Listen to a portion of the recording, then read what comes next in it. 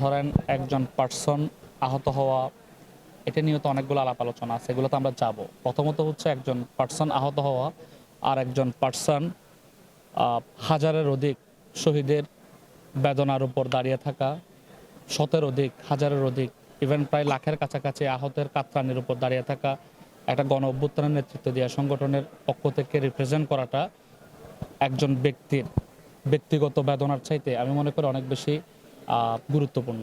এবং চট্টগ্রাম আর্টের জনগণ এই জিনিসটা বুঝতে ভুল করবে না, কেননা আমরা দেখেছি চাঁদগাঁও বোয়ালখালীর লোকজনের স্বতঃস্ফূর্ত অংশগ্রহণের ভিতর দিয়ে গণ অভ্যুত্থানটা সফল হয়েছে।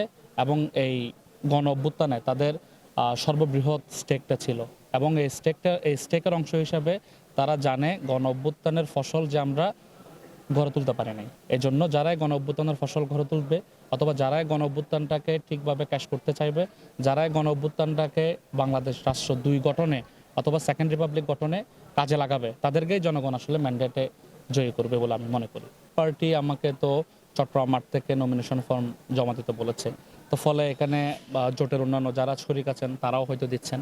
কিন্তু যখন জোটের একটা সর্বসম্মতিক্রমে অথবা আনুষ্ঠানিক একটা সিদ্ধান্ত আসবে, তখন যার যার প্রার্থিতা শেষে প্রত্যাহার করবে, যার যার প্রার্থিতা রাখা দরকার শেষে রাখবে। আপনি তো একই সাথে দলের দায়িত্ব আছেন। জি। জামায়াতের আমরা নগরের যিনি সদস্য সচিব বা সেক্রেটারি জেনারেল তার সাথে কথা বলেছিলাম, তারা বলছে যে এই যে শহীদ ওসমান হাদি তাকে যেভাবে নির্মমভাবে হত্যা করা হচ্ছে, তার এখনো হত্যাকারীরা অধরা। এর আগে এরকম একটা নির্বাচনের নিয়ে তারা একটা শঙ্কা জেনেছে যে আগে হত্যাকারীদের বিচার হতে হবে। আপনারা কি একই প্রয়োজন অনুভব করেন যে ধরেন আগে হত্যাকারীদের বিচার হোক, নির্বাচন এরকম আছে, অথবা হত্যার বিচার এবং নির্বাচন দুটো সমানতালে চলতে পারে? বিচার এবং নির্বাচন দুটাই সমানতালে চলতে পারে, কিন্তু এখানে একটা বৃহৎ কিন্তু আছে, সেটা হচ্ছে গণ অভ্যুত্থান পরবর্তী সময়ে ওসমান হাদির যে বাংলাদেশ প্রশ্ন এবং এটাকে সমাধানের জন্য আগ্রহী হওয়া, এবং সে প্রশ্নটাকে ঠিকঠাকভাবে অ্যাড্রেস করতে না পেরে ভয় পেয়ে তাকে খুন করে ফেলা, এটা খুদ গণ অভ্যুত্থানের বিশাল স্টেককে প্রশ্নবিদ্ধ করে। ফলে এই খুনের ঠিকঠাক বিচার যদি আমরা করতে না পারি, জাস্টিস যদি আমরা কায়েম করতে না পারি, তাইলে আমরা কোনোভাবেই বুঝতে পারবো না যে আসলে লেভেল প্লেইং ফিল্ড হয়েছে কিনা। কারণ ওসমান হাদি নিজেও একটা স্বতন্ত্রভাবে প্রার্থিতার ঘোষণা দিয়েছিলেন।